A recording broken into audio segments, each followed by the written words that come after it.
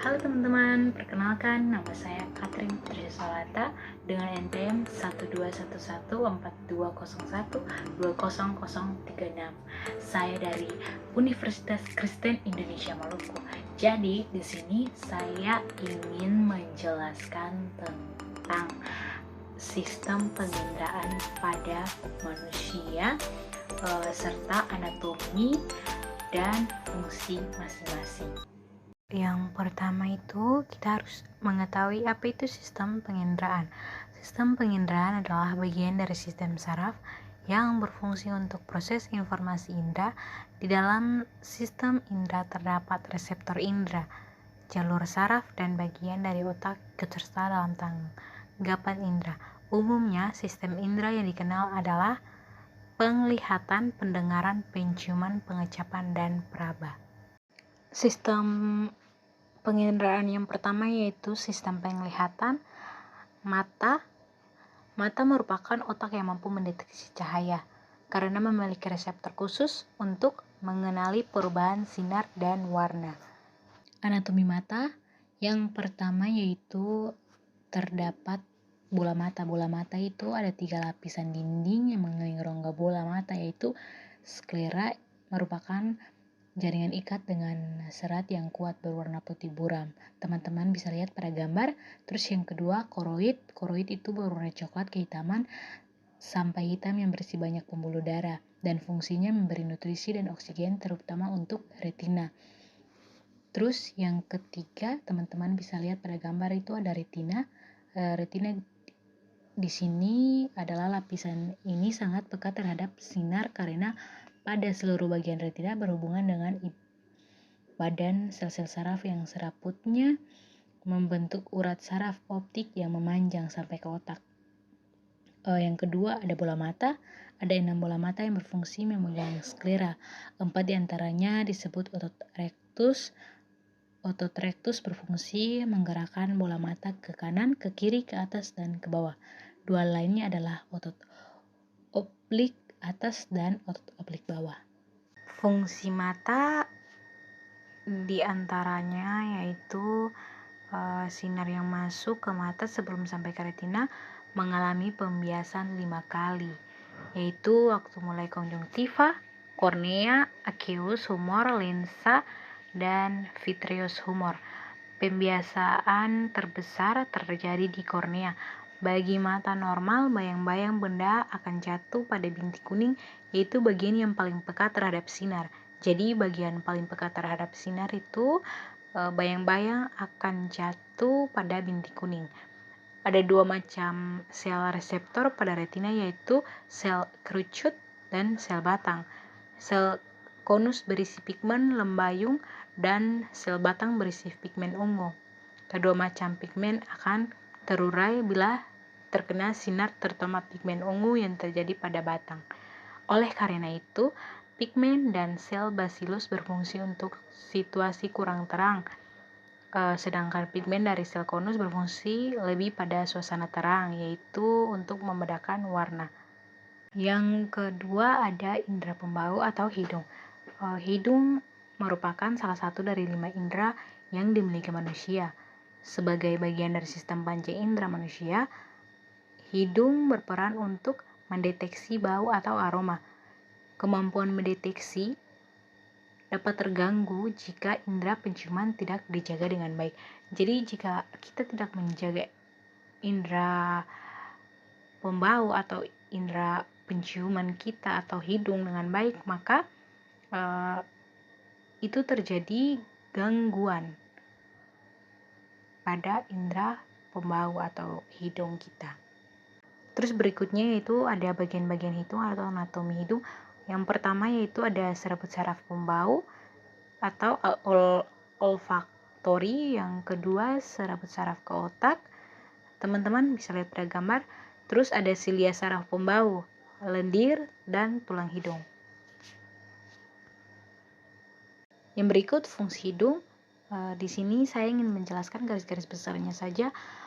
Apa sih fungsi hidung itu?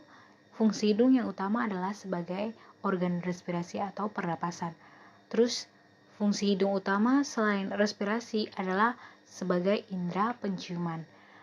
Fungsi hidung lainnya yang teman-teman perlu ketahui juga yaitu agar mencegah benda-benda asing masuk ke dalam rongga hidung hingga paru-paru dan rambut-rambut pada hidung. Teman-teman bisa tahu bahwa kita ini punya rambut atau bulu pada hidung itu juga sebagai filter atau dapat menyangga kotoran yang masuk ke dalam paru-paru. Sistem penginderaan yang ketiga yaitu telinga. Telinga merupakan indera yang mampu mendeteksi atau mengenal suara. Selain mengenal suara, telinga juga dapat berperan dalam keseimbangan dan posisi tubuh. Selanjutnya yaitu ada anatomi pada telinga. Teman-teman bisa lihat pada gambar. Jadi telinga ini terletak di sisi kepala yang terdiri dari 3 bagian. Ada bagian luar, bagian tengah, dan bagian dalam. Jadi di bagian luar itu ada daun telinga, lubang telinga, dan membran atau gendang telinga. Sedangkan telinga bagian tengah terdapat di sebelah dalam membran telinga dengan ukuran 3-6 mm. Dindingnya dibatasi oleh gendang telinga beserta tulang di sebelah atas dan bawahnya. Sedangkan telinga bagian bawah terdiri dari labirin tulang, yaitu rangkaian rongga pada tulang pelipis yang dilapisi perisotrium yang berisi cairan perilimfe dan labirin membranaceae, sementara yang terletak di dalam lebih dalam berisi cairan endolimfe. Yang berikut yaitu fungsi indera pendengaran. Jadi selain dapat mendeteksi suara atau dapat mendeteksi gelombang bunyi, telinga juga dapat menjaga keseimbangan. Sistem penginderaan yang berikut yaitu kulit. Kulit di sini merupakan pembungkus elastis berupa jaringan yang menutup seluruh tubuh dan melindungi tubuh dari pengaruh lingkungan seperti cuaca, polusi, temperatur udara, dan juga sinar matahari. Teman-teman bisa lihat pada gambar, di sini adalah anatomi pada kulit. Jadi anatomi pada kulit itu ada epidermis, dermis, dan lapisan subkutan. Selain itu juga ada akar rambut, kelenjar keringat, pembuluh darah, lapisan lemak, saraf, dan kelenjar sebasea. Jadi pada kulit itu terdiri dari lapisan luar. Jadi lapisan luar itu disebut dengan epidermis, sedangkan lapisan dalam itu disebut dengan dermis, serta lapisan subkutan. Yang berikut yaitu fungsi kulit. Kulit berfungsi sebagai alat pelindung bagian dalam, misalnya otot dan tulang sebagai alat peraba, dengan dilengkapi bermacam reseptor yang peka terhadap berbagai rangsangan. Sebagai alat ekskresi, yang berikut yaitu lidah. Lidah merupakan otot rangka pada bagian lantai mulut yang mudah bergerak. Sebagian besar lidah tersusun dari otot rangka yang melekat pada tulang rahang bawah, dan tulang pelipis. Selain itu, lidah juga membantu dalam hal berbicara, terdiri dari 2 bagian yaitu otot ekstrinsik dan intrinsik yang dapat membantu mencernakan makanan dengan mengunyah dan menelan.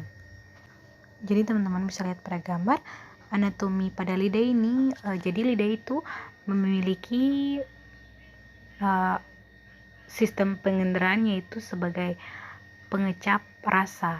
Ada rasa pahit, ada rasa asin, dan ada rasa manis. Jadi pada rasa manis teman-teman bisa tahu bahwa rasa manis itu pada gambar dia terletak di ujung lidah. Sedangkan asam dan asin itu di pangkal lidah, di samping lidah. Rasa asam terdapat pada gambar ungu dan rasa asin terdapat pada gambar orange. Sedangkan pada rasa pahit di pangkal rida itu teman-teman bisa lihat pada gambar itu, pada gambar biru. Jadi rida itu sebagai pengecap rasa.